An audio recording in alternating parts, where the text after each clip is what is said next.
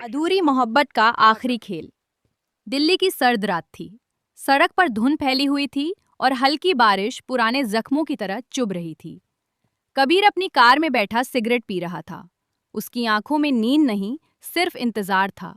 उस लड़की का जिसने उसकी जिंदगी बर्बाद भी की थी और उसी को जीने की वजह भी दी थी, अनाया।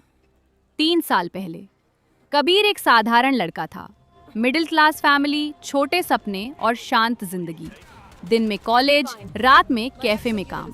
प्यार जैसी चीजों पर उसे भरोसा नहीं था। लेकिन फिर उसकी मुलाकात अनाया से हुई। अनाया कॉलेज की सबसे खूबसूरत लड़की थी। लंबे बाल, गहरी आंखें और होठों पर ऐसा दर्द जो किसी को भी उसके करीब खींच ले। पूरा कॉलेज उसके पीछे पागल था, लेकिन वो सिर्फ कबीर से बात करती थी। पहली मुलाकात लाइब्रेरी में हुई। ये सीट खाली है? अनाया ने पूछा। कबीर ने बिना ऊपर देखे कहा, हाँ।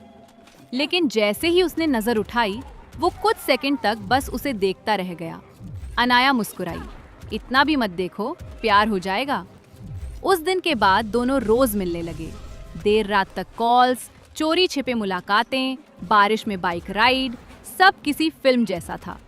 धीरे धीरे कबीर अनाया के प्यार में पूरी तरह डूब गया। वो उसके बिना एक दिन भी सोच नहीं सकता था। लेकिन अनाया हमेशा थोड़ी रहस्यमयी रहती थी। कभी कभी अचानक गायब हो जाती, फोन ऑफ कर देती और अगले दिन ऐसे मिलती जैसे कुछ हुआ ही नहीं। एक रात कबीर ने पूछा, तुम मुझसे कुछ छुपा रही हो? अनाया कुछ सेकंड चुप रही, फिर बोली, अगर एक दिन मैं अचानक चली गई तो क्या तुम मेरा इंतजार करोगे? कबीर हंस पड़ा, फिल्मी बातें मत करो, तुम कहीं नहीं जाओगी। लेकिन किस्मत हंस रही थी। कुछ दिनों बाद कबीर को एक वीडियो मिला। वीडियो में अनाया किसी अमीर लड़के के साथ बेहद करीब दिख रही थी। पूरा कॉलेज उस वीडियो की बातें कर रहा था। कबीर का दिल टूट गया।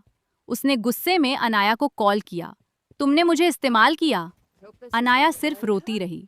सच क्या है? कबीर चिल्लाया। अनाया ने धीरे से कहा, जो दिख रहा है वही सच है, और कॉल कट हो गया। उस रात कबीर ने शराब पीकर खुद को कमरे में बंद कर लिया। उसे लगा उसका प्यार झूठ था। उसने अनाया से नफरत करनी शुरू कर दी। अगले दिन खबर मिली, अनाया शहर छोड़कर चली गई। 3 साल बीत गए। कबीर अब बदल चुका था।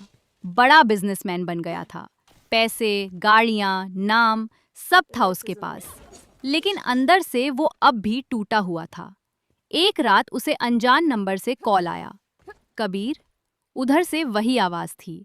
उसका दिल रुक गया। अनाया, मुझसे एक बार मिलोगे? कबीर का गुस्सा फिर जाग गया। अब क्या बचा है? अनाया बोली, कुछ बातें मरने से पहले बता देनी चाहिए। कबीर तुरंत चुप हो गया। 2 घंटे बाद वो पुराने रेलवे स्टेशन पहुंचा, वही जगह जहां उन्होंने पहली बार साथ सफर किया था। अनाया वहां खड़ी थी, लेकिन अब वो पहले जैसी नहीं थी। चेहरा पीला, आंखों के नीचे काले घेरे और शरीर बेहद कमजोर। कबीर उसे देखकर टूट गया, लेकिन गुस्से ने उसे संभाले रखा। क्यों बुलाया मुझे? अनाया मुस्कुराई, तुम अब भी मुझसे प्यार करते हो ना? नफरत करता हूँ, कबीर चिल्लाया। अनाया की आंखों में आंसू आ गए। उसने बैग से एक फाइल निकाली और कबीर को दे दी। ये पढ़ लो। कबीर ने फाइल खोली और उसके पैरों तले जमीन खिसक गई। उसमें मेडिकल रिपोर्ट्स थीं। अनाया को ब्लड कैंसर था। कबीर के हाथ कांपने लगे। ये कब से? जब हम मिले थे तब से। तो तुमने बताया क्यों नहीं? अनाया रो पड़ी, क्योंकि मैं तुम्हें खुश देखना चाहती थी। मैं नहीं चाहती थी कि तुम मेरी मौत का इंतजार करो। कबीर की आंखों से आंसू गिरने लगे, लेकिन असली झटका अभी बाकी था। अनाया ने धीमे से कहा, और वो वीडियो नकली था। क्या? मेरे इलाज के लिए पैसों की ज़रूरत थी।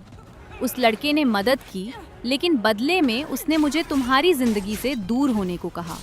उसने जानबूझकर वो वीडियो वायरल किया। कबीर का दिमाग सुन्न हो गया। तुमने अकेले इतना सब सहा? अनाया बस मुस्कुराई। प्यार कभी कभी दूर जाने का नाम भी होता है। तभी अनाया अचानक लड़खड़ाकर गिर पड़ी। अनाया! कबीर चीखा। वो उसे गोद में लेकर रोने लगा। बारिश तेज हो चुकी थी। अनाया ने कांपते हाथों से कबीर का चेहरा छुआ। काश थोड़ा और वक्त मिलता। कुछ नहीं होगा तुम्हें, मैं तुम्हें बचा लूंगा, कबीर रोते हुए बोला। अनाया हल्का सा हंसी। तुम आज भी वही पागल लड़के हो। उसकी सांसें धीरे धीरे टूटने लगीं। कबीर, हाँ, मैं यही हूँ। अगले जन्म में मुझे